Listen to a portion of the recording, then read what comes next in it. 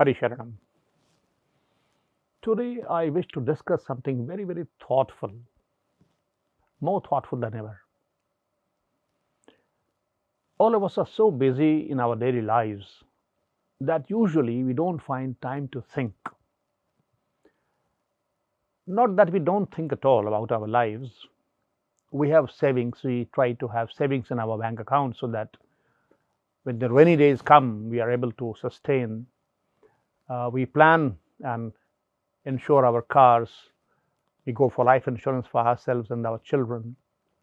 We insure our houses. All this is meant to make our life secure in the future, in the old age. But do we ever think that if we are believers aligned to some faith, Christianity, Islam, Hinduism, or any other faith, and we believe because of being aligned to some faith that there is a life after death, then we should sit down someday and think as to how to ensure that life. What kind of insurance, life insurance after the life after death, we must consider. And what all we ought to do to ensure that when we shed our bodies, our soul rests in peace.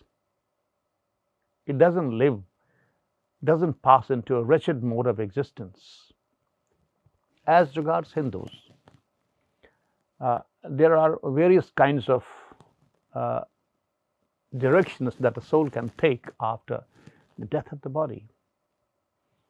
It can go to one of the over 2 dozen hells meant for different kinds of sinners, or it can go to one of the several punya lokas, the realms meant for the righteous people, good people.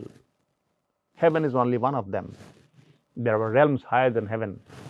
Different kinds of preferences people have, and they go to different kinds of realms, divine realms. Or they are reborn in some species.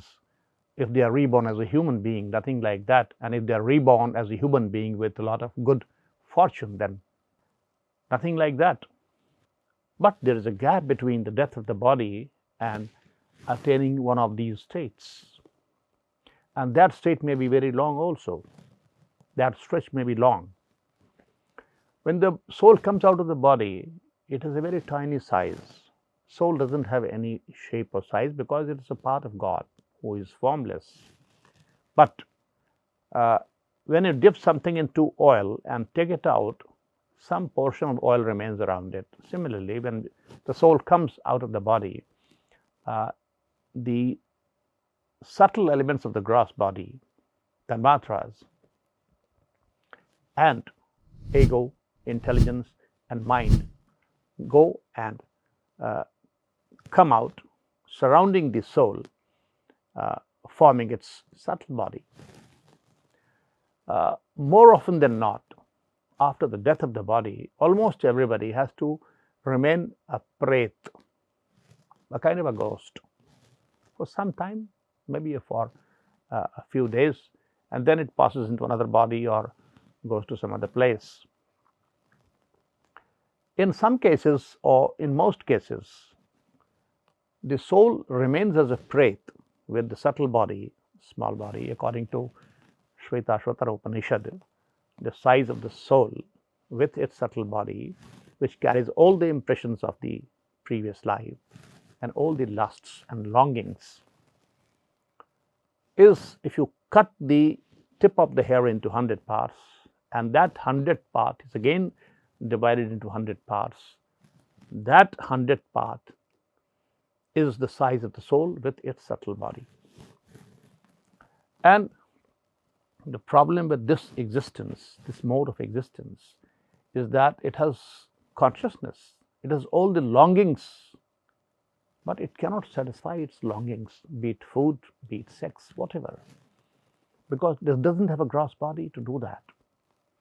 And if one remains in this state for a very long period, for centuries sometimes, it's a highly wretched kind of existence.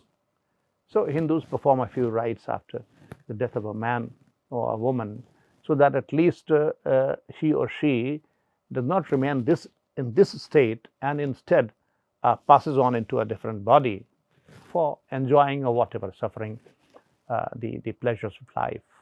I will discuss this in detail in some other episode, but today my point is that you already believe as a religious person that there is a life after death. So the way you are planning for your future old age, why should you not start planning for the life after death? And I assure you, that planning will not upset your plannings of this life. You can live this life happily and yet plan for that and ensure a very happy life post your body's death. Hari Sharanam.